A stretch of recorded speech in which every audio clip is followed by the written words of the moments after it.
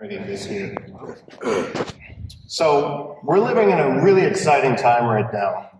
Each one of you today, more than ever before in history, have the opportunity to actually make a greater impact on the world around you. We're living in the idea economy. The ability to turn an idea into a new product or service has never been easier. And success is the ability to turn an idea into value faster than your competition. No industry is immune to disruption. Architecting for disruption allows you to rewrite the rules of competition within your industry. It empowers you with unique ways to provide more value than anyone else. But architecting for disruption is different than constant, never-ending improvement. While you can't run a successful business without making improvements, architecting for disruption allows you to reshape the landscape of your business and ultimately take over your entire industry. Because the market will always be looking for something new. And you, not your competitor, must be the one to give it to them. You must always be looking to provide something more, something new, something better than what currently exists today. Consumers are no longer impressed with any one new feature or service for very long. They expect a constant evolution of improvement, or they will go elsewhere. Architecting for disruption is about standing apart and staying one step ahead. It's about ensuring sustainability and success. Innovation, everyone thinks about it, everyone talks about it, creating something, innovating something, bringing something new to the table that's more alive, better than what exists today, that gives them a competitive advantage. It used to be you could create a killer product or service and market that for 5, 10, 15 years. The market cycle in the 80s was about 7 years. Think about the Sony Walkman. Millennials out there, I'll tell you what that is after I finish speaking. In the 90s, it was 4.5 years. Palm Pilot, Game Boy. Today, do you know what it is? Right, 6 months. To hold on to a customer, every 6 months, you have to find a way to take it to the next level. That noise, that's product managers whimpering in the background. Disruption is different than never-ending improvement. If you're not constantly improving, you're going to get passed up to your competition. Disruption is rewriting the rules for competition within an industry, like I said. When you change how people compete, when you change the rules, you take over that industry. You completely shift the game. You probably heard this, right? Uber owns no cabs. Airbnb owns no real estate. Netflix, they've changed the way we think of TV. If you're really going to be disruptive, don't just improve, change the rules of the game. Disruption, you do it not to compete. You do it because you have a passion that you're obsessed with, a problem that you're obsessed with solving. You need to ask yourself, who do I want my customer to be? Some of you today, maybe your customers aren't buying as much, and you're asking yourself, well, what do I do? Do I need to get my customers to buy more? Maybe I need more customers? Or maybe, just maybe, I need a different kind of customer. You see, when you start thinking like this is when you start to strategically innovate instead of just simply trying to prove what you have just for right now. To architect for disruption, there are 5 things you need to do. You need to get new voices, number 1. Lou Gerstner joined IBM in '93. And when he joined, somebody asked him, will you be able to turn things around? Will you be able to make IBM, or will IBM ever be able to be that force to be reckoned with again? He said, you know, I had that very same question. Here's how I addressed it.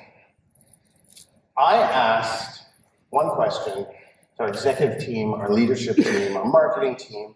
I asked them, how many people under the age of 40, based on the West Coast of Northern California, are part of our core team? That was it. That was the only question he asked. They said none. I would not like to be the guy that had to deliver that news. Then we will fail, he said. Because 85% of the innovation that is happening in the world is coming from Silicon Valley by people under the age of 40. He said, what we need to do right now, if we're going to transform this company, is we need to get new voices. If we're going to innovate to the level that we're going to transform our future, we need new voices. We need people who have a completely different voice, a completely different life experience. They will naturally cause us to innovate. But we can't do this if we're only talking to them once in a while. Two, you need to ask new questions. When you ask new questions, what do you get?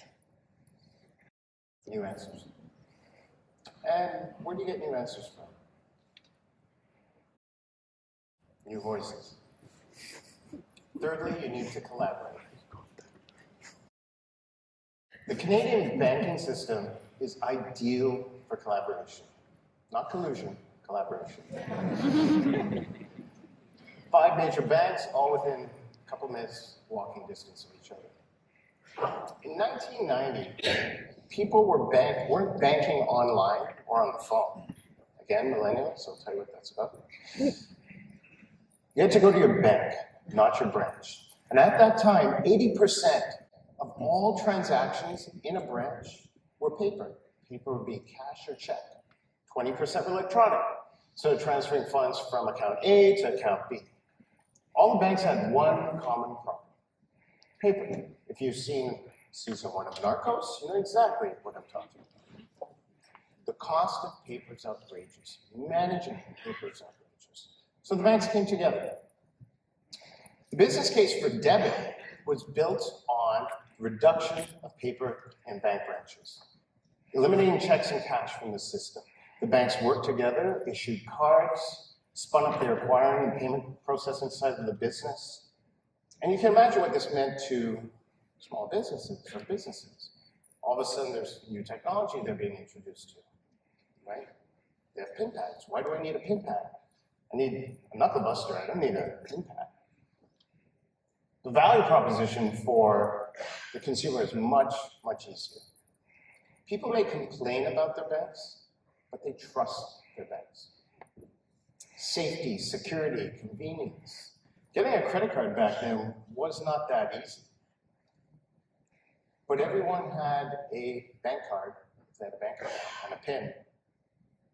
Interact Debit launched in September 1992. And within 5 years, the paper to electronic ratio flipped 70-30.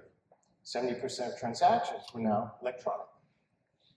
Nobody would have believed that today, 6 out of 10 transactions at a point of sale with a card would be Interact Debit.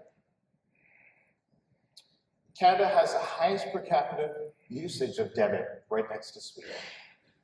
To be clear, that is a perfect example of collaboration. And there are many more, companies like Security, N-Street, even to some point. Fourth thing you need to do is listen. How many entrepreneurs do you know that are obsessed with an idea to solve a problem that really isn't much of a problem? Right? It's like a bad episode or a blooper from Dragon's Den. Arlene Dickinson knows what I'm talking about. Dr. Ernesto Sorelli was part of an Italian NGO in Africa in the 70s. Every project that they had in Africa failed. The very first project was to teach the locals how to grow tomatoes. Italian tomatoes are nice, big, beautiful, magnificent tomatoes. They told the people from Zambia, they're like, see how easy agriculture is? So they got them working, they grew these magnificent tomatoes. Everything grew very, very well in Africa. And then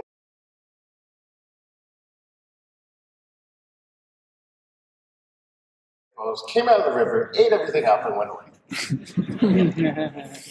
So Saroli was like, oh my God, the hippos.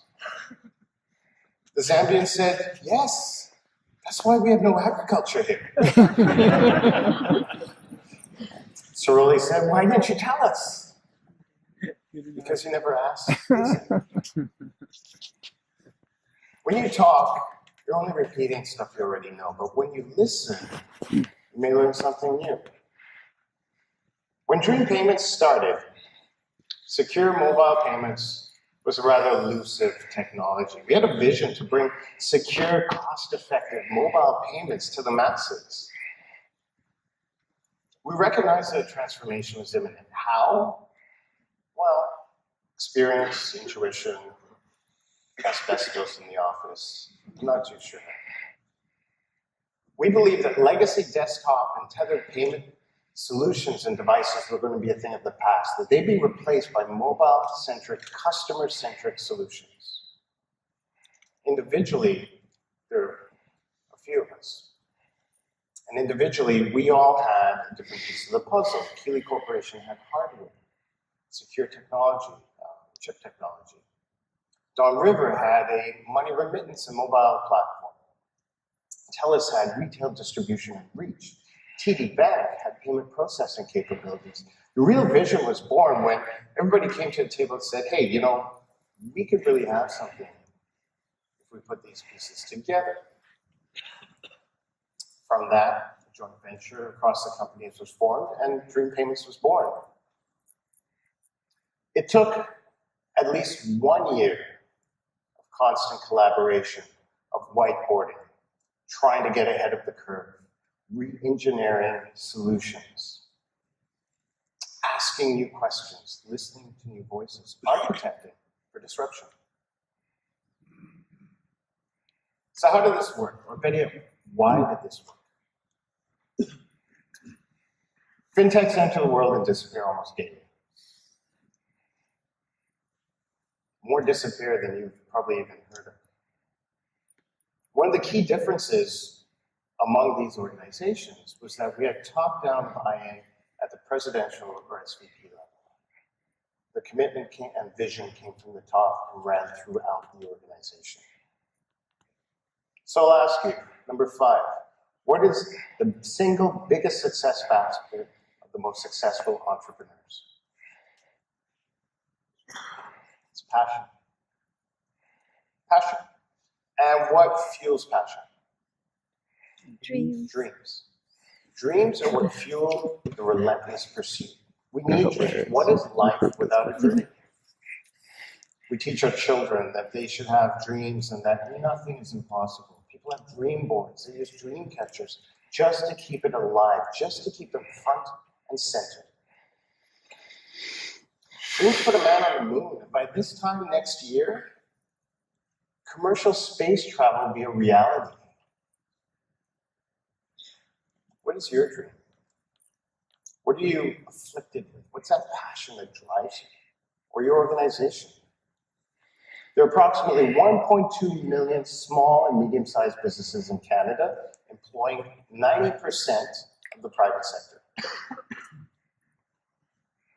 But not all businesses are built on people creating their dream job or their dream business. More often than not, it's a different dream that is a catalyst for these types of businesses. It's a dream of owning their own home. It's a dream of providing for their families.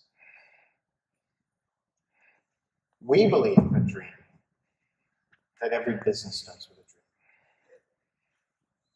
3 years ago, we had a vision to help businesses of all sizes, making payments more affordable, providing easier solutions to help them be successful, to grow their business, and ultimately have more disposable time to spend on the things that matter most. We launched Dream Payments in October 2015, and today, thousands of businesses across Canada rely on Dream to help them accept payments and to manage their business. As we continue to execute on our architecture for disruption, banks and acquirers actually start seeking us out.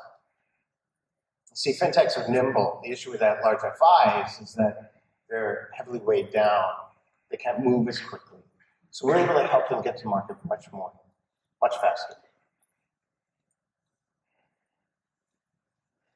When Dream was formed, we recognized a few things, but one thing in particular, amidst all the hype about disintermediation, they were only addressing 15% of the market, these fintechs. The remaining 85% were the banks and payment processors. So we made a deliberate decision to disrupt the disruptors. Dream was one of the very first fintechs to partner with banks and financial institutions. The payment industry is complex and highly regulated. The problem we had was that when we had to implement a solution, it would take about $1 million just to get the hardware and 3 months to wrap it in stack. Each project was a non-starter. So we asked the impossible question: how can we implement a payments cloud, practically anywhere in the world, in less than a week? Nobody's ever done that before. So we did what you would do. Went to the market, and we asked. And there are some good solutions out there, but ultimately the IBM team were the only ones that understood our vision and what we're trying to accomplish. They listened with the intent to understand, not the intent to respond. We're running on the IBM Cloud for VMware solution now. It's been a fantastic collaboration from the very start. As big as IBM is, as small as we are in comparison, we're learning from each other. Because that's part of how you change the game. So I'm going to leave you with this. Find your passion. Ask new questions.